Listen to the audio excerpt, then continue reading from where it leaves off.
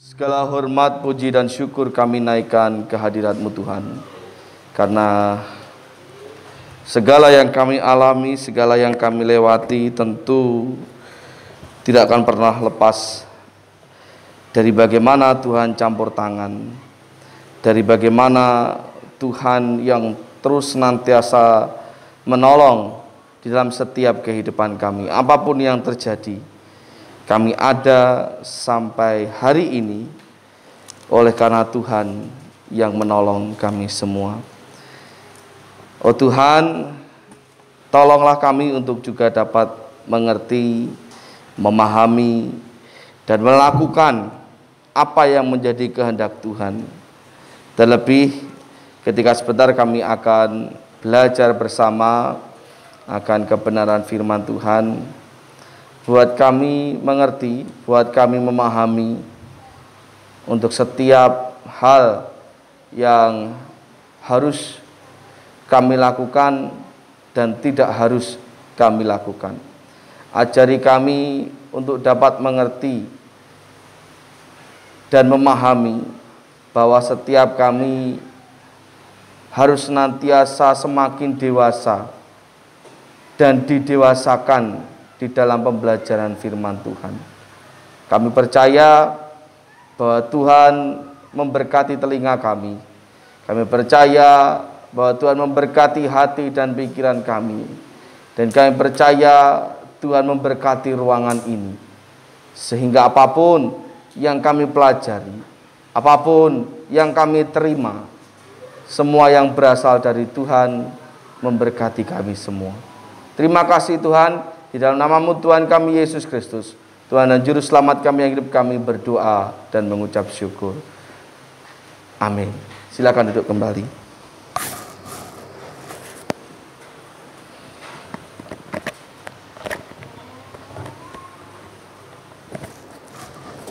Shalom. Shalom. Sehat? Puji Tuhan. Memang sudah tidak banyak lagi terdengar di sekitar kita tentang orang-orang, saudara-saudara, keluarga-keluarga, rekan-rekan, tetangga-tetangga yang dinyatakan positif karena corona. Sudah beberapa bulan di rumah sakit tempat istri saya bekerja juga kosong. Kok ngene iki apa maksudnya? Nah iya kosong. Ngene kudune to ya. Kosong ngene iki maksudnya apa gitu.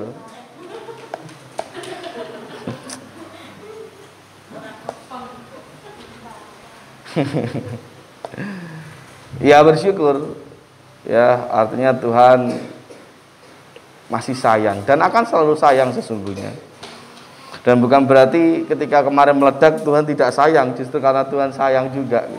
Tuhan memberikan peringatan kepada kita untuk kita hidup lebih menjaga kesehatan, lebih menjaga kebersihan dan lain sebagainya.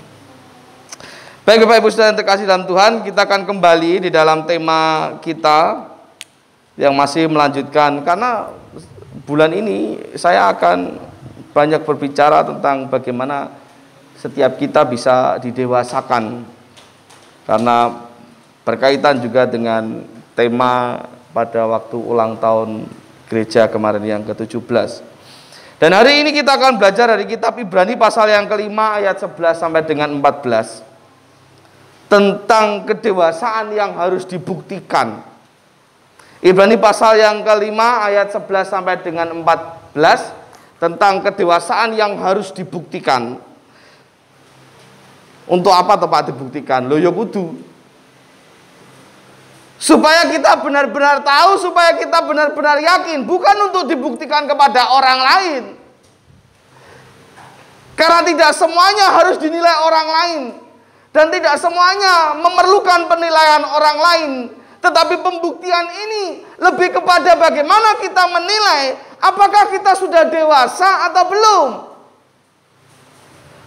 Apakah rohani kita itu sudah benar-benar dewasa atau belum? Itu yang menjadi poin pokoknya. Bukan untuk menilai atau dinilai orang lain, tetapi untuk menilai diri sendiri apakah diri kita sudah dewasa atau belum. Kita akan baca terlebih dahulu Ibrani pasal yang kelima ayat 11 sampai dengan 14. Ampun. Tentang hal itu banyak yang harus kami katakan, tetapi yang sukar untuk dijelaskan karena kamu telah lamban dalam hal mendengarkan. Sebab sekalipun kamu ditinjau dari sudut waktu, sudah seharusnya menjadi pengajar. Kamu masih perlu lagi diajarkan asas-asas pokok dari pernyataan Allah, dan kamu masih memerlukan susu, bukan makanan keras. Sebab barang siapa masih memerlukan susu, ia tidak memahami ajaran tentang kebenaran, sebab ia adalah anak kecil. Tetapi makanan yang keras adalah untuk orang-orang dewasa, yang karena mempunyai panca indera yang terlatih untuk membedakan yang baik daripada yang jahat. Memang perikop ini sedang berbicara bagaimana serangan ajaran sesat, bagaimana serangan ajaran-ajaran yang salah yang saat itu sedang berkembang di sekitar jemaat. Namun tentunya hal itu juga menjadi ajang untuk membuktikan siapa yang imannya sudah dewasa dan siapa yang belum. Dan dari situ kita akan belajar hari ini bagaimana sih orang bisa dikatakan sudah dewasa atau belum. Karena jelas Ibrani di sini mengatakan bahwa kedewasaan itu sesungguhnya bukan berasal atau dinilai dari seberapa usia kita, seberapa berpengalaman kita, seberapa berpengaruh kita. Karena dalam ayat yang ke-12 dikatakan, sebab sekalipun kamu ditinjau dari sudut waktu, sudah seharusnya menjadi pengajar, ning jebulo durung pantes. Ditinjau dari sudut waktu, mungkin usia kita sudah banyak, mungkin pengalaman kita sudah banyak, tapi tunggu dulu. Apakah itu bisa membuktikan bahwa iman kita juga sudah dewasa? Nah, mari kita lihat dari mana bisa dilihat orang sudah dewasa atau belum. Yang pertama, ayat 11. Tentang hal itu banyak yang harus kami katakan, tetapi yang sukar untuk dijelaskan karena kamu telah lamban di dalam hal mendengarkan. Ketika seseorang lamban untuk mendengarkan. Sedangkan Yakobus pasal yang pertama ayat 19, kalau Anda baca di sana, Yakobus 1 ayat 19. Hendaklah setiap kamu itu cepat untuk mendengar, tetapi lambat untuk berkata-kata dan lambat untuk marah. Apa mau mati? Lambat untuk marah, supaya setiap kita itu tidak lambat mendengar, tetapi cepat mendengar. Yang lambat itu apanya? Ngomongnya dan apalagi marahnya. Berarti artinya apa, Pak? Artinya bahwa kedewasaan dapat dilihat dari bagaimana cara kita mengendalikan diri. Mana yang lebih cepat meledak, mana yang lebih cepat meresponi setiap peristiwa di sekitar kita. Kalau ada segala sesuatu itu dirungokne dhisik. Dicermati dulu, baru berbicara. Biasakan mencermati tidak hanya dari satu orang, 2-3 orang lebih baik memberikan masukan.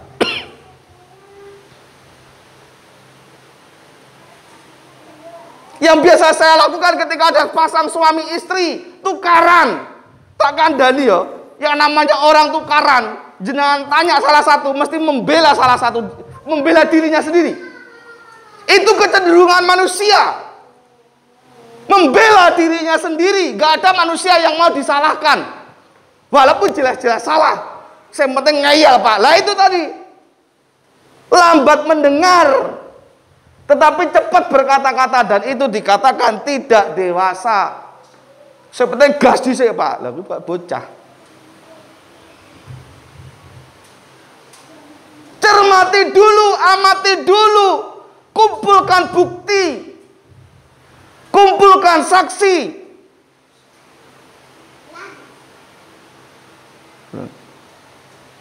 Piye to, Pak? Ceritane iki piye to, Pak?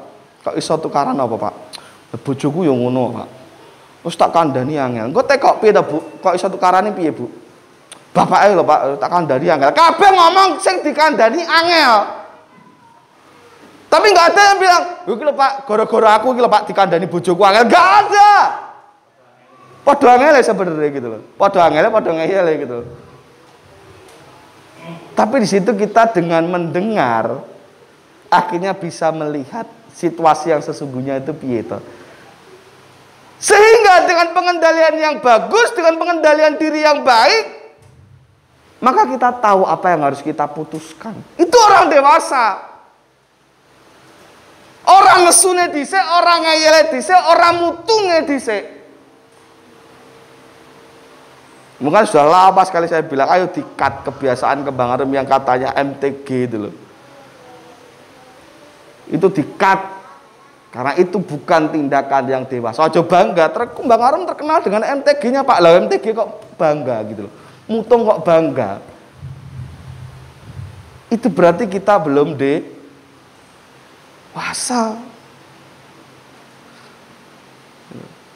Dilihat dari pengendalian dirinya. Apakah dia bisa mengendalikan telinganya dengan baik? Apakah dia bisa mengendalikan perkataannya dengan baik? Hatinya dengan baik supaya tidak lekas marah? Orang dewasa dapat dilihat dari caranya mengendalikan dirinya. Yang kedua, 12 dan 13. Sebab sekalipun kamu ditinjau dari sudut waktu sudah seharusnya menjadi pengajar, kamu masih perlu diajarkan asas-asas pokok dan pernyataan Allah, dan kamu masih memerlukan susu, bukan makanan. Sebab barang siapa masih memerlukan susu, ia tidak memahami ajaran tentang kebenaran, sebab ia adalah anak-anak.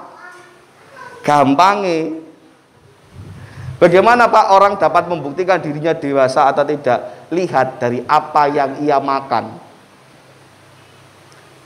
Lihat dari apa yang dia makan. Seorang dikatakan dewasa atau tidak dapat dilihat dari bagaimana ia makan. Apa yang ia makan. Tentu kita paham dan sependapat ini bukan soalan masalah makanan yang bersifat fisik. Ya toh? Oh, lek wis dewasa iki berarti makme sego goreng, ora itu. Bukan itu. Tetapi ini menjadi satu gambaran. Bocah, anak-anak, anak kecil, makme pilih-pilih. Betul atau tidak? Mereka tidak peduli apakah ini bergizi atau tidak. Yang mereka perlukan yang penting ilatku joget. Ilat joget itu kayak apa ya? Yang mereka butuhkan adalah sesuatu yang memuaskan lidahnya. Mereka tidak akan peduli apakah makanan itu merusak tubuhnya atau tidak. Mereka nggak peduli, nggak mau tahu. Yang penting permen enak, urusan untuk loro pikir keri. Walaupun begitu loro wong tuane sing repot ya toh. Wah, antri BPJS ora ketompo-tompo gitu kan. Tapi mereka nggak mikir setelah itu. Apa berhenti makan permen? Apa berhenti makan yang manis-manis? Ora. Karena apa? Bocah. Anak.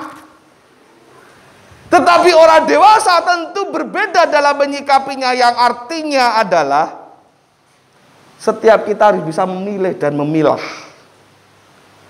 mana yang bisa membangun iman kita, mana yang tidak. Tidak semua pujian itu membangun, maka jangan hanya mencari pujian. Datang khotbah, lek khotbah iki sing tentang berkat, datang ibadah, maaf. Lek khotbah iki sing enak-enak berkat-berkat, tapi lek ketika disinggung, Pak Yulius sengaja nyinggung aku, sesuk ora nek gereja. Bocah! Nah, bari sing tak ngomongin ini salah satu di antara ini yang enggak datang berarti sesuk bocah, kecuali kerja. Wis sengaja ngeneki aku kae. Males aku mungkin tekan nang gereja. Bocah. Dah toh? Lho ora apa-apa saya sampaikan gini. Harus mau makanan yang keras. Itu orang dewasa. Tidak milih-milih. Ngerti ngono tekone kono wae lah nek pas pewarna khotbah penak. Atau khotbah ning ngene iki sik drono bagus khotbah lah. Sing menguatkan, sing memberkati gitu. Ya silakan aja. Tapi maaf kata saya mau bilang, bocah. Apakah salah mereka berkhotbah begitu? Tidak salah. Mereka punya temanya sendiri, setiap gereja punya kebutuhannya sendiri. Tetapi kalau Anda cuma mau cari yang berkat-berkat tok, yang enak-enak tok, maaf sekali lagi, bocah, anak-anak, ditegur mutung, tapi lek dilem senengnya rak karuan. Ya siapa sih yang nggak suka dipuji? Semuanya pasti suka dipuji, betul? Tapi kalau terus-terusan mau dipuji, ketika salah tidak diingatkan, kapan bisa menjadi dewasa? Gitu loh. Kapan kita bisa bertumbuh menjadi dewasa iman kita? Sebab itu, bagaimana orang dewasa dapat dilihat? Dapat dilihat dari caranya memilih apa yang ia makan. Kalau orang-orang yang hanya berharap pujian, orang-orang yang berharap sanjungan, tanpa mau diingatkan, tanpa mau dikritik, tanpa mau dieling, firman Tuhan katakan, ia adalah anak kecil. Basa Jawa nih, bocah. Oh, tapi aku wis tua, aku wis. Kita tidak sedang berbicara usia fisik. Yang ketiga, ayat yang ke-14. Tetapi makanan keras adalah untuk orang-orang dewasa yang karena mempunyai panca indera yang terlatih untuk membedakan yang baik daripada yang jahat. Orang yang dewasa itu dapat dibuktikan atau dilihat dari caranya menerima apa yang masuk dan membuat keputusan di dalamnya. Orang yang dewasa itu dapat dilihat dari bagaimana cara ia menerima apa yang masuk dan membuat keputusan di dalamnya. Maksudnya apa, Pak? Gampangnya seperti firman Tuhan ini katakan, ngerti endi sing elek, endi sing ora. Itu orang dewasa. Bocah cilik nggak ngerti, Pak. Endi sing elek, endi sing apik. Maaf, tidak izin sebelumnya. Tapi mungkin BPI mungkin pernah mendengar kesaksiannya. Istri saya itu tahu cerita, cilian itu ngobong-ngobong nek ngisor kasur. Ya ndak? Kobongan tak. Waktu kecil dia cerita pernah obong-obong nek ngisor kasur, Pak. Meletek mboten. Loh, tapi maaf, bocah. Dia tidak tahu mana yang baik, mana yang benar. Tidak bisa membedakan mana yang namanya tempe, mana yang namanya bakiak. Bakiak cemplung nih, wajan nih istri saya. Ibu lagi goreng wajan minyak sak wajan cemplungi sandal apa bakiak. Mungkin lah anak sing ngono mungkin digepuki, diajar mungkin, tapi istri saya tidak gitu. Baik kok dia ya. Ben aku tok sing ngerti. Bocah karena tidak tahu membedakan mana yang baik. Kira-kira lah tahu bangki apik ora to? Ndak bisa membedakan. Bahaya atau tidak tahu ndak bisa membedakan. Berbeda dengan orang yang sudah dewasa. Hale Pak Bayu tiba-tiba ngobong nek ngisor kasur, berarti bocah. Ora ngerti yen kasur kobong kuwi iso ngobong omah. Ora iso bedake. Kayak gitu toh. Ketika tak tanya, "Kowe iki ngopo kobong ning ngisor kasur?" Lah apik kok ning ngisor kasur peteng, lek enek genine dadi murup padang apik. Oh, lah bocah. Bocah ora ngerti, Pak.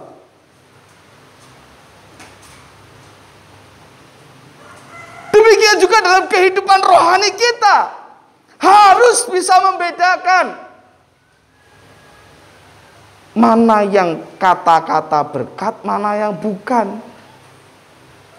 Mana yang fitnah, mana yang kenyataan. Karena akhir-akhir ini sering beredar hoak. Apalagi kalau Anda mengikuti media sosial. Orang ngerti langsung berkeware dhisik. Ya kan, mudah terprovokasi. Tidak mencerminkan seseorang sudah dewasa di dalam rohani. Karena itu tentu akan mempengaruhi bagaimana dia mengambil keputusan. Ketika dia salah memilih masukan, otomatis akan mempengaruhi bagaimana dia mengambil keputusan. Termasuk bagaimana caranya menerima perubahan-perubahan yang ada. Zaman ini akan terus berubah dan berkembang. Kalau pikiran kita terus terpancang apa yang di belakang, dhisik ngene kok, dhisik ngene kok, dhisik ora enek kok ibadah lewat HP, saiki ibadah lewat HP, ya kono ibadah dhewe ning gereja ora pengen digerebek Satpol PP. Wis ora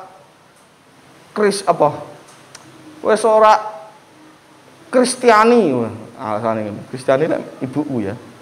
Mamahku Marta Kristiani. Wis ora menunjukkan kekristenan. Ibadah kok lewat HP. Zaman harus berubah. Zaman sudah berubah. Dan kita harus siap menerima perubahan zaman ini. Ya.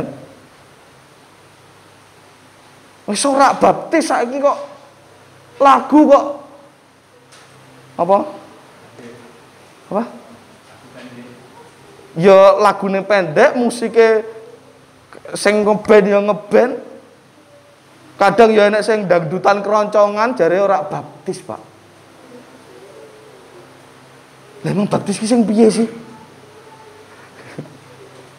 Perasaan saya sekelas di STBI ya juga tidak diajari baptis tidak boleh keroncongan ya ora enek iki.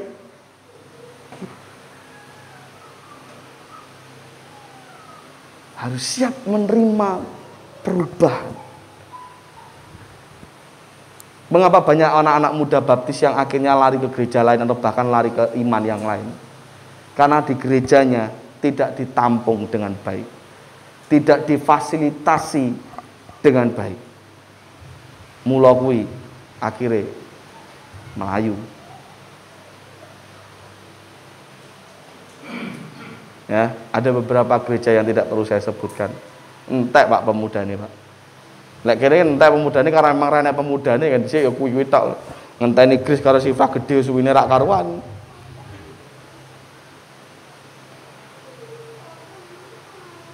Entek pemudanya pada sebelumnya. Karena apa? Tidak difasilitasi. Ya ki mau gara-gara ngono iki. Ora baptis musik kok ben-benan. Melayu Pak mereka, Pak. Jadi itu yang terjadi. Mari kita menyikapi dengan dewasa. Menerima apa yang benar menurut kebenaran firman Tuhan, bukan benar apa yang menurut kita benar. Harus bisa menyaring, harus bisa memilah supaya keputusan kita pun menjadi tepat.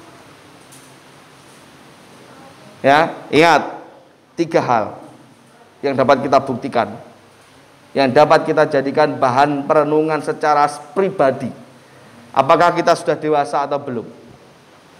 Yakni dengan cara melihat apakah kita bisa mengendalikan diri atau belum. Dilihat dari caranya yang kedua, memilih makanan. Seneng pilih-pilih makanan enggak? Yang masuk asupan-asupan yang masuk. Yang ketiga, dilihat dari caranya bagaimana ia menerima masukan, apa yang masuk dalam dirinya. Baik itu omongan, sikap, pengajaran dan sebagainya. Yang pastinya akan mempengaruhi keputusan-keputusan hidupnya.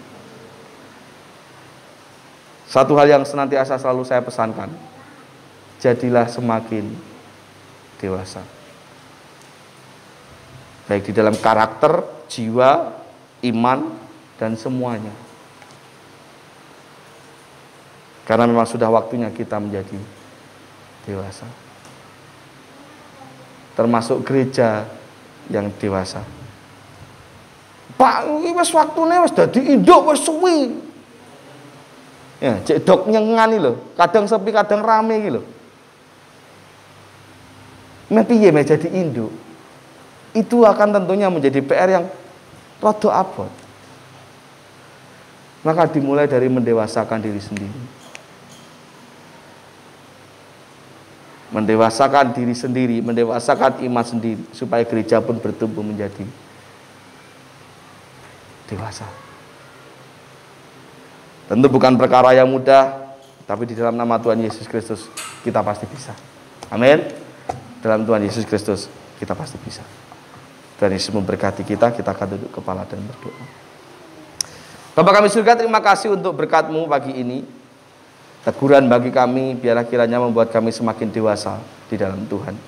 Dewasa iman kami, dewasa jiwa kami, beriring dengan dewasanya usia kami.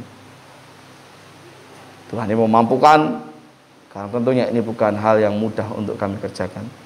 Terlebih di masa-masa seperti sekarang, ada banyak tantangan, ada banyak persoalan, problem, masalah, dan sebagainya, yang tentu membuat tantangan tersendiri, yang membuat ujian tersendiri di dalam kami berjuang menuju ke arah kedewasaan. Dan biarlah apa yang sudah kami lakukan hingga sampai titik ini tidak menjadi sia-sia. Tuhan yang memberkati dan Tuhan yang menjadikan segala sesuatunya indah. Terima kasih Tuhan. Biarlah di dalam nama-Mu Tuhan kami Yesus Kristus, kami menyerahkan firman Tuhan ini. Kami menyerahkan hati dan pikiran kami, supaya apapun yang kami kerjakan semakin hari semakin menyenangkan hati Tuhan. Terima kasih Tuhan. Terpujilah nama-Mu sekarang dan sampai selama-lamanya. Amin.